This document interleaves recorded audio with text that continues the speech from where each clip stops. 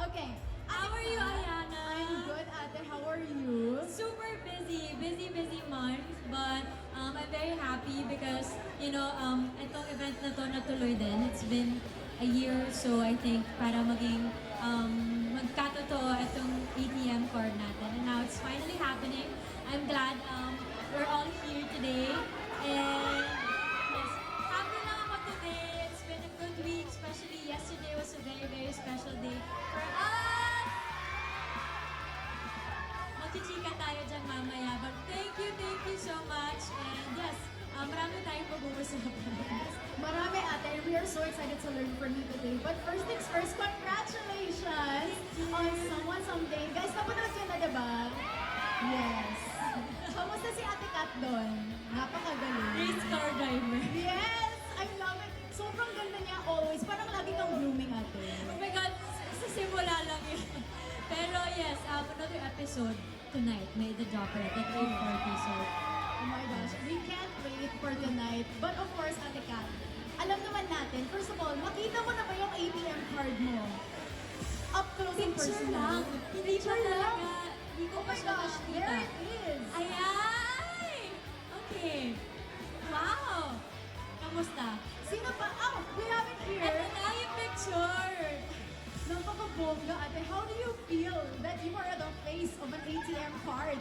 Part ba ito ng bucket list mo, ate? Alam mo, never ko naman siya in-expect na mangyayari, but it's cool, I think. You don't get to see your face on an ATM card every day, right? So, thank you to my Banco family for making that happen. And more than that, hopefully, it will bring, smiles sa mga Banco Mares and Banco Pares natin. Also, I'm glad I did it with my Banco fam. Diba? It's a good reminder na sana every time they see that card na, oh, okay, it's time to save up again, or it's time to invest in my future. Maybe it's a good reminder more than my face being there. Yes. Parang feel ko, ate, pag ito yung card ko, mamomotivate talaga ako Magtrabaho. Bumili ng kotse, di ba? Para maging ka-level ko si Ate Kat, ganon. Pero sobrang ganda, ate. I feel like you never saw this coming in your whole lifetime. Yes, no talaga. And like what I said kanina, it's been a year or so na since they mentioned this to me. Parang ang chubby cheeks ko pa nandito. Tagal na when we shot this also. So finally, nangyari na siya. And I think it's worth the wait. Sobrang ganda ng card and sobrang worth it talaga. And also, Ate Kat, I love how you mentioned na when you see your face in this card, mamomotivate ka to save up, to, be responsible with your savings, your earnings. So, ikaw, ate, I know that you're very responsible, you're independent when it comes to your savings. So, ano ba ang mga money tips mo sa ating mga kabangko? Money tips, I try to be responsible. And I think my mom is a big part of that. When it comes to saving, siya yung pinaka, I would like to say she's like my mentor when it comes to handling my finances. Diba, as you all know, I started working at a very young age. So when I started working, maaga rin ako nag-start mag-ipon. So more than earning the money, it's more of lagi in-instill sa akin ng mom ko na it's okay to learn how to save also at a very young age. So you earn, natututo ka gaano kahirap kumita ng pera, but more importantly, matuto ka kung paano mo i-save yung pinaghirapan mo. So siguro growing up, yun lang yung nasa isip ko palagi, how important it is to save for your future. And ngayon na I'm 30, I turned 30, mas lalo kong na-appreciate yung tinuro sa akin ng mom ko. And until now, I continuously learn from my mom. Not just my mom, pero yung ibang nag-mentor din sa akin in a way when it comes to finances. Kasi, diba, sino ba yung may ayaw ng secure na future? And I think it's good to start at a very young age para your future self will thank you for that for sure. Ate, I have to know, personal question, pero I'm sure a lot of us will also learn from this. Okay. How old were you when you were like, okay, kailangan ko na talaga maging as in a saver? Kasi minsan, di ba kapag bata pa tayo, medyo tayo masaya, oh my gosh, may Yeah, sweldo bilhin ka na ako, to. ganito. Yeah. Siguro, I was aware when I started working at 6. So, syempre, hindi mo pa naman alam yung, you don't think of those things when you're a kid. Siguro medyo nag-start ako nung medyo like grade 6, I would say. Mga ganon. Kasi usually, si mama, bibigyan ako ng allowance. And then, nag-start siya na bibigyan ka ng weekly allowance. And then, kailangan umabot yun from Monday to Friday. So, you can bring your baon or you can bring this to school. And then, ikaw yung bahala mag-budget kung paano mapagkakasya yun. So, I think it started from that. Yung parang may sense of responsibility in a way na this is your money, ikaw na bahala magpagkasya dyan. Pero kung hindi umabot, then do better next week. So, feeling ko yun yung nakatulong. So, mas naging aware ako kung paano i-handle yung money ko nung medyo nag-college na.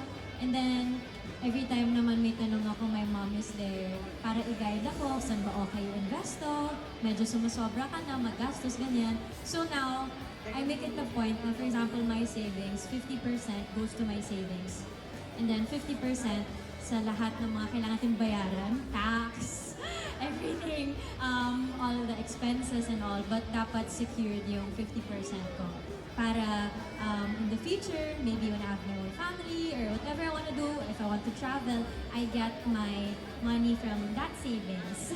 Sobrang bongga. Ako kasi dati nung grade school ako, Wednesday pa lang ubos na yung ano ko. Minsan, ganyan, tapos matuto ka, oh my God, so gutom ka ng Yes. Thursday, Friday. Thursday, Friday, wala na akong baon dati. Pero bongga, you started really young and being very responsible with your money. And you also talked about, ate, syempre, you have your investments and business. I think your businesses are part of that. I have to know, ate, tell us about your businesses. How was the investment process like for you? I think the investments, medyo recently ko lang yan, like, natutunan. So, we have Isla Amara. I don't know if nakapunta na kayo in El Nido. And then we are launching something really, really special also that's so close to my heart this year. That's another business coming. And then, my mom is a big fan of real estate too. So I think yun yung nakuha ko sa kanya, investing in properties. And ang pinaka-important, investing in yourself. You know, you need to keep learning, you need to keep growing, keep improving. And I think yun yung best investment na masasabi kong gawin nyo din, invest in yourself. And ayun lang, siguro hindi ko lang minadala yung sarili ko because syempre yung industry natin, it can change overnight. So yes, I'm earning today, pero hindi mo alam kung ano mangyayari tomorrow. So maganda rin na may investments tayo just to, secure a future and to secure a future. That's true. Kasi like what she mentioned, our industry very erratic kasi siya and very unpredictable. And that actually leads me to my next question, ate. I'm sure that there are moments na unexpectedness comes. How do you prepare for those unexpected moments na parang shocks? Okay, parang hindi ako ready for the rainy days this time. How do you handle that, ate? I think I think preparation really, really helps kasi life is full of uncertainties naman talaga. Hindi mo alam yung mangyayari. Bukas, sometimes things don't go your way, pero important is you have like a plan para kapag nandun ka sa sitwasyon na yun, hindi mo alam kung anong gagawin mo. And I think doon napapasok yung importance na meron kang ipon para in case something happens, alam mo, hindi ka matatakot na, oh my gosh, what do I do next? When you have savings or meron kang backup plan, it's like, okay, this didn't work out, I'll try plan B, and ganyan. So, important yun, and feeling ko, pag nandun din ako sa ganung situation, dun na nakakatulong yung mga tao around you, na huwag kayong mahiya na magtanong kapag meron hindi kayo alam, that's okay. And then if you need help, that's okay too. And I think that's also good talaga with Bangko, with BPI and Bangko of course. Kasi you can go there anytime and then if you have questions, may explain nila ng maayos sa'yo. Hindi ka, alam mo yun, hindi ka matatakot magtanong. So feeling ko, ako na, I have so many questions, I'm still learning how to invest and all, malaking bagay sa akin na meron akong matatanungan and magsasagot lahat ng tanong ko na. So we have Bangko for that, of course. Yun lang. I love it, diba? Marami tayong I think support support system is very, very important talaga. Support system around you. But besides from you having your support system around you, you mentioned having a plan B, preparing for, again, the unexpected. As a daughter, as a businesswoman, as an actress, how do you plan out those different strategies and how do you prepare for those different strategies kung mag-isa ka lang, ate?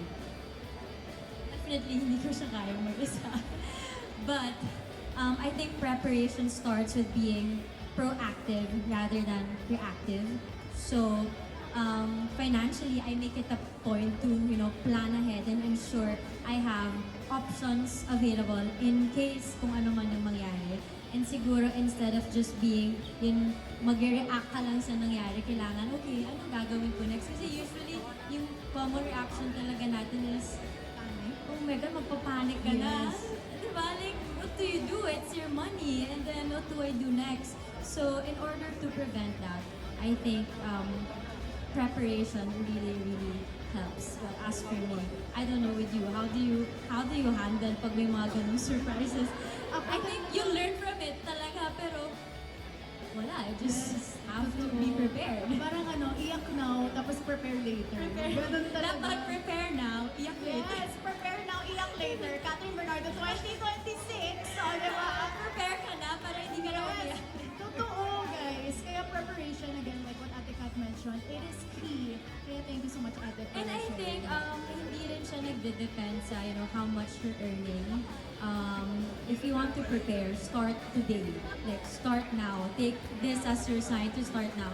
No matter how much you're earning, kung magkano man yan yung weekly or monthly na iipon mo, alam mo, building that habit na meron kang nilalagyan na kung ano man yung pinaghahandaan mo, over time, di mo mapapansin na at the end of the year, you have this amount. So, you have to set a goal as well na, okay, by the end of 2026, I want to reward myself with this trip. Kunwari kung saan mo man bansa. And then, you have a goal in mind. So now, every time may dadating sa'yo na money, may motivation ka na, okay, I want to work more so I can earn more. And that works for me, na I keep working, but I make it a point na I also reward myself once in a while without splurging naman. So, Totoo. tama lang. Yes, reasonable splurge. Splurge, yes, because you have to reward yourself din, Totoo. di ba? Pero don't overspend, I think. So, bilhin mo lang yung mga dapat kailangan, buying your needs instead of wants. And then, budgeting helps, monthly budgeting. Monthly budgeting. O, diba? Yes. Yeah. I love it. Ang sobrang cute ng mga KB buddies mo, ate. Lahat sila. May mga ipon yung mga yan. Yes. Very good Mga yan. ipon talaga sila. Wait, gusto, ipakita niyo naman kay Ate Kat yung beautiful smile ninyo. Ganon. Sobrang, nakikita kami almost every day this month. Pero, yan sila, may mga work din sila. And then, lagi ko sinasabihan na hindi naman kailangan, like, kunwari may event na to, malayo, huwag nyo ng gastusan pumunta, okay lang to show your support online or whatever, diba? Kasi may ibang priorities din sila. Ang mahal ng pamasahe ngayon, kung saan nila ako susundan. So, mga masisipag sila, pero maiipon din yung mga Yes. Grabe Good yung example. ipon nila, ate. I swear. Kasi kanina tinanong ko sila kung may mga businesses ba sila. ano daw? Sabi nila, yes, di ba meron? May mga businesses kayo. Okay, syempre ate, as a businesswoman naman, what is your best advice to your supporters who are here now na magsa-start ng business or who are currently handling a business? Alam nyo, kung ano man yung naiisip ng business ngayon na gawin, it's just, just do it. If you have the money, you have the time, and it's something that you really, really love, gawin nyo na. And I think kung kailangan nyo ng support, or especially financially, or whatever it is, ang ganda kasi meron kayong bangko na tutulong kung ano man yung gusto nyong gawin na yun. Hindi kayo matatakot kasi may back up sa inyo. So, kung ano man yung plano nyo, of course, kailangan maging matipid, maging practical, especially sa hirap ng buhay ngayon. Pero do something that gives you joy, whatever business that is, pwedeng siya yung uso ngayon, pero yan talaga yung gusto mo, you'll just feel it. And also, siguro, like, paulit-ulit ko lang sinasabi kanina, you just have to be prepared kung ano man yung magiging desisyon nyo na yun. So, important siguro na ilaan nyo yung mga pera nyo sa tamang paglagyan. Like, i-budget nyo siya and you never know, malay na yung business na yun na hindi nyo sinisimulan, that will change your life, right? So, ganun din, kahit sa projects na ginagawa ko, hindi mo naman sure kung magugustuhan siya ng tao, but if it's something you believe in, kung itataya mo dun yung passion mo and everything you like, then hindi mo alam kung ano yung pupuntahan nun. So, might as well, taya mo na, right? So, gawin mo na. But, of course, you have to be real also na kailangan, meron kang plan A, B, and C. Yan lang. I love it. One thing I learned from Ate Kat today is not taking the risk is the